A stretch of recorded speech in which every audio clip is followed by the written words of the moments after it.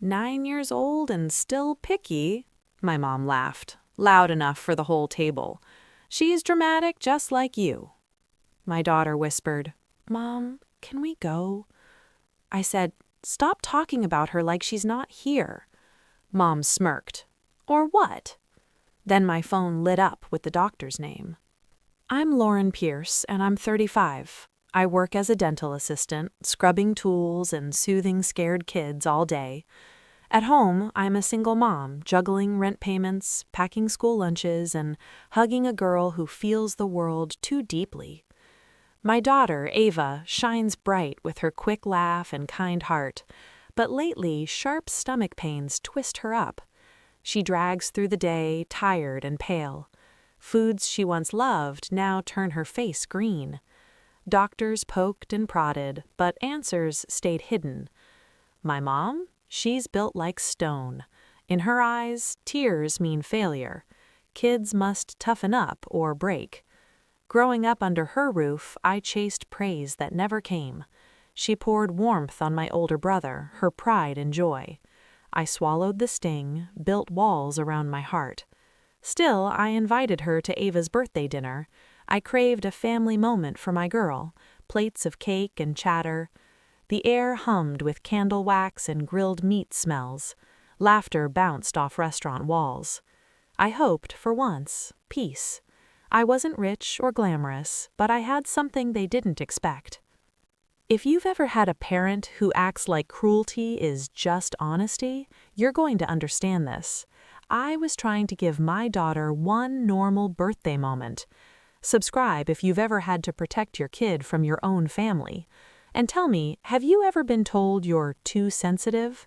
Click hype or like if you believe kids deserve respect. The restaurant buzzed with clinking forks and low chatter.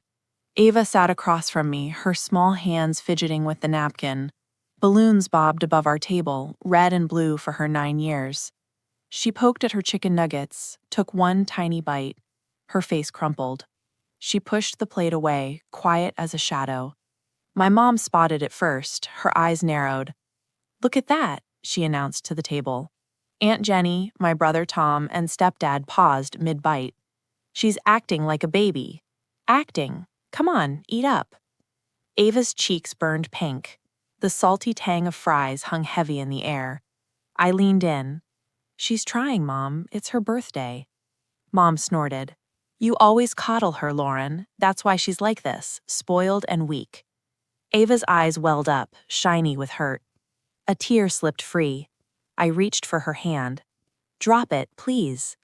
Mom leaned back, voice rising. She pinched her voice high, mimicking Ava's soft tone. "Oh, my tummy hurts. I can't eat." Laughter rippled from Tom. The server swung by with water pitchers. Mom waved her over.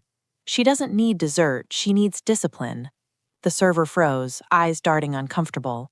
A nearby table hushed, heads turning. Whispers cut through the din. Ava went stiff, shoulders hunched, staring at her lap. The clock above the bar ticked loud in my ears, each second a hammer. Humiliation burned my throat.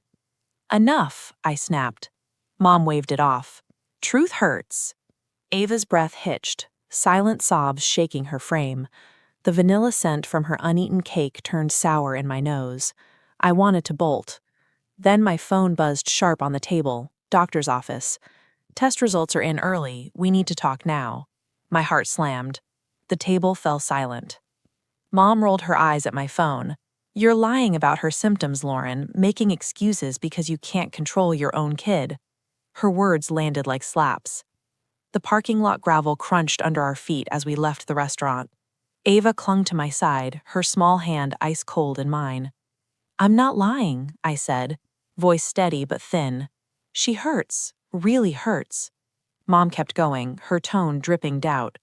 "All this drama, you baby her, no wonder." Betrayal number 1 stung deep. Then she turned to Tom. "Ava can't come on the family beach trip next month. Too much work, always whining." Exclusion hit like a wall. "Holidays too," she said. "Isolate her. Keep the problem away."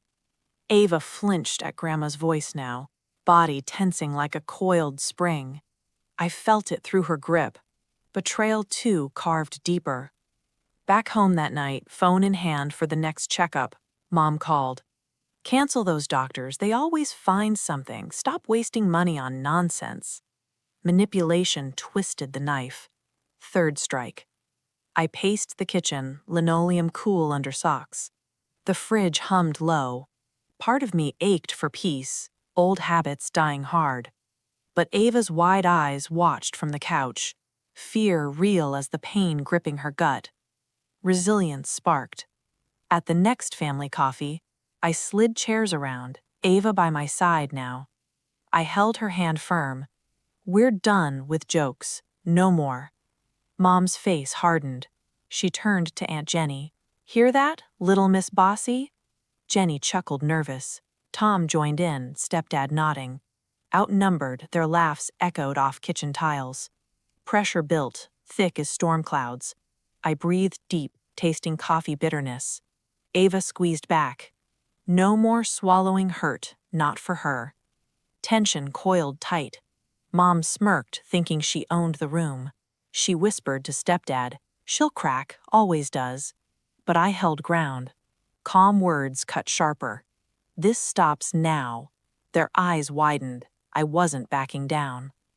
What they didn't know was, I had a plan they never saw coming. Through my dental assistant job, I linked up with Dr. Alina Reyes, a top pediatric specialist.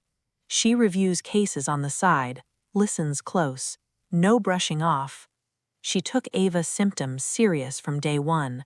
Stomach cramps after wheat bread, pale skin, dragging feet to school. I tracked it all in a notebook. Dates, times, what she ate. School nurse notes piled up too. Fevers, missed days. Proof stacked high. The test report, ironclad. Blood work screamed celiac disease markers. Not picky eating, not drama. Real damage from gluten tearing her gut. Dr. Reyes coached me quiet.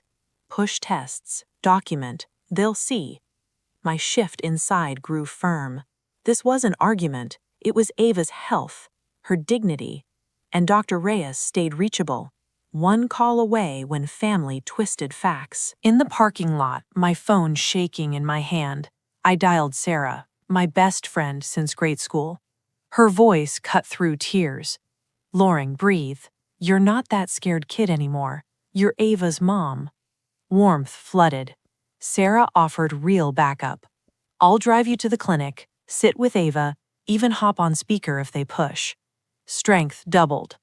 Back inside, family strutted arrogant. Mom bragged to all. Lauren's dramatic like always. Watch, it's nothing. Her laugh grated, nails on chalkboard. Tension spiked.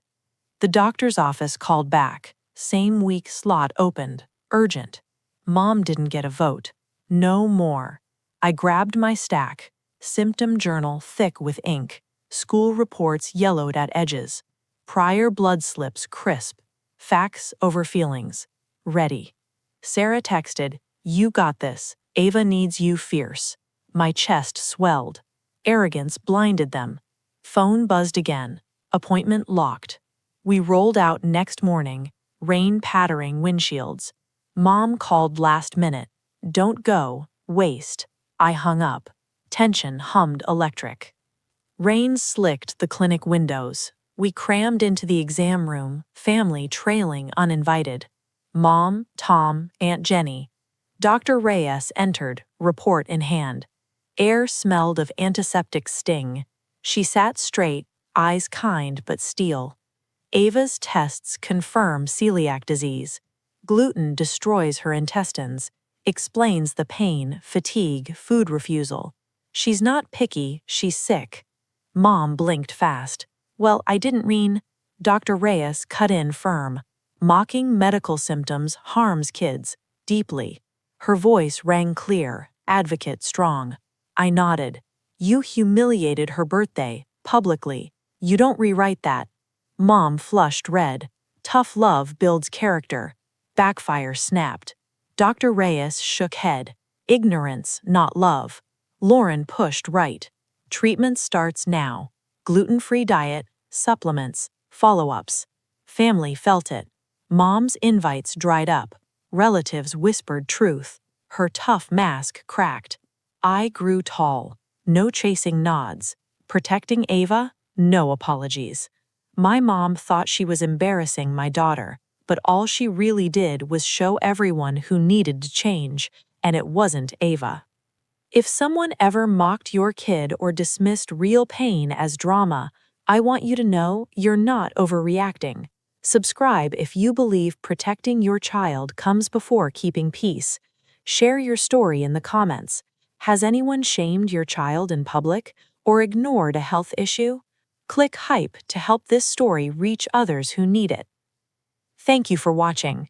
If my story touched you, a like would mean the world. To help others find this story, click hype. I always read the comments, so feel free to share a piece of your story with us. Protecting your kid is never something to feel guilty about.